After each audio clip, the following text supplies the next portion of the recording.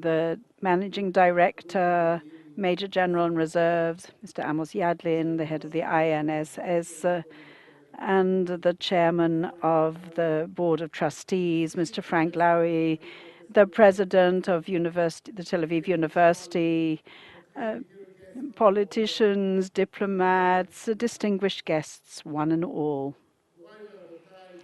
Ladies and gentlemen, it is customary as a guest to begin with a vote of thanks to the host for the sake of politeness and etiquette.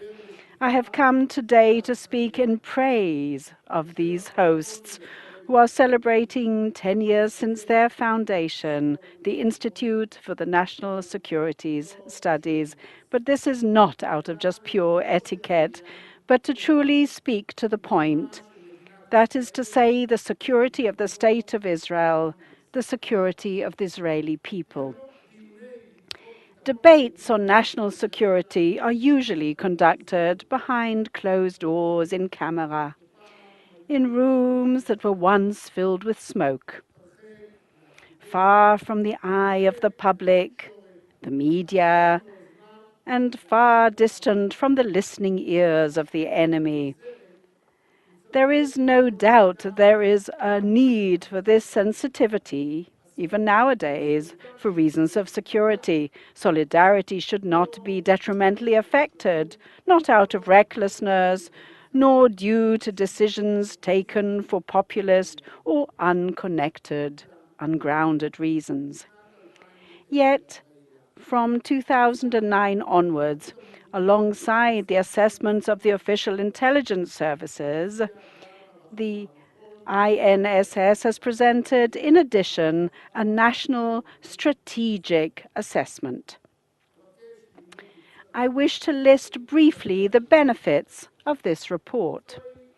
It is a report compiled by immensely knowledgeable experts, the greatest. It is an assessment which includes and addresses in detail the numerous opportunities and threats faced by the State of Israel. It is an assessment which is as comprehensive as it is deep and backs up, reinforces its conclusions with systematically arranged facts and figures. However, above all, it is a report which is open to the whole public.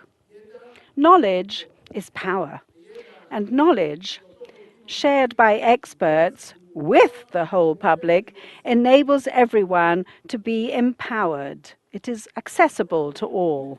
In the first decades of the state, there was a clear hierarchy separating the experts and the people.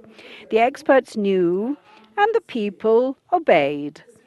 I am pleased to say that the State of Israel has come a long way, as too have the experts. Today, the experts wish to share the responsibility which comes with sovereignty with the whole Israeli public. And this responsibility is indeed a very heavy one. In this sense, my distinguished guests, not only the INSS report, but also this conference itself are great assets to Israel's sovereignty. After all, they are a symbol of the maturity of Israel's democracy. They are a sign that in the State of Israel, one can hold a genuine, professional discussion on the issues affecting our destiny and very existence, and that at the same time, the discussion can be held in the public domain. That said, ladies and gentlemen, it does not suffice for the discussion to be public, but you also need the participation of the public. The public must carry the responsibility which comes with knowledge. The public must consider the issue of the State of Israel's national security to be of importance. A public which, with such a great and rich diversity and differences amongst its sectors, will also have at least a minimal level of brotherhood, sharing. The major strategic threat highlighted in this year's annual assessment is the weakness in Israeli solidarity and the culture of division, its expansion of this culture. This is not just a passing statement. This is not just some typographical error. This is an urgent and critical call which reflects the understanding that solidarity is part of our national resilience, a call which declares that the internal tensions in Israel represent a threat to our existence, to our very security, no less, perhaps even more nowadays, than the external military threats, which have been somewhat weakened in recent times. This warning about this threat is real, and dealing with it is up to us alone. The internal disputes and rifts are multiple and variegated. The relationships between the military and society, religion and state, the public and government institutions. Yes, just last week, we were all exposed to one of the most sensitive rifts, such internal sensitivity relating to the Bedouin community. I want to distinguish between what happened in the field, on the ground, and between a long-term solution. A plan of action for the Bedouin community has been on the government's and the public's agenda now for a very long time. 20 years ago, we said something must be done so that it won't be too late. We have to do something for the Bedouin and for the State of Israel. The Goldberg report, His Honor, the Justice Goldberg, was published in 2008. The prior plan designed to implement the Goldberg report with a member of Knesset Benny Begin's amendments was passed by the Knesset in 2013. It was brought to the government, but it wasn't passed because of various disagreements. I must say that there's an agreement on close to 90% of the issues addressed in the plan. The disagreements exist on the remainder.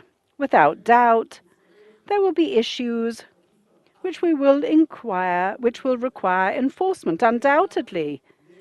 But there are also a lot of agreements. The delay in the plan's implementation is catastrophic for the State of Israel. If we wait another 20 years, we will be unable to solve this problem. The arrangement with the Bedouins must be at the very top priority of the public agenda. We are talking about the very soul of the State of Israel. This is said also in relation to the whole of the Arab sector. The Orr Commission of 2000 already warned that the issue of formalizing illegal construction in the Arab sector was an issue of great concern and anxiety in the community, inter alia due to the absence of an overall plan. And I would like to quote a number of lines from the Orr Commission's report. When dealing with the Arab sector, there is tremendous importance embedded in this issue. Yes, there have been accumulative discussions that have been going on for over 100 years. It's hard to ignore the emotional dimension that is so strong. And then he continues. One cannot discriminate against the Arab sector, either in their favor or against them in comparison to other sectors. But one has to have adapted, suitable, planned arrangements for them in order to prevent the illegal construction. That one of the reasons for that is because there are a lack of overall planning, and therefore they cannot get licenses. And therefore, we have to actually curb this kind of sort of things being dragged out. And instead of that, people have to take systemic action that would award a true response to their issue of their land and the construction. Very often decisions are taken that their actual probability are somewhat doubtful and express a lack of sensitivity and a lack of wisdom, in my opinion.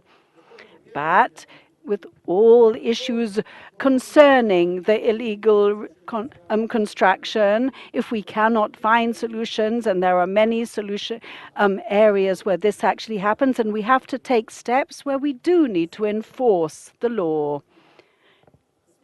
Time is of the essence. Each hesitation distances us farther from the solution.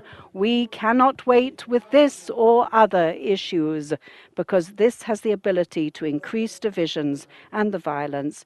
And to end, my distinguished guests, I came here and I would like to thank you for having invited me, because I know that the INSS has tremendous importance for the State of Israel and the entire public. And therefore I came to say to you, I thank you for everything you do, and I wish you all a fruitful, beneficial, and fascinating conference to one and all. Thank you very much.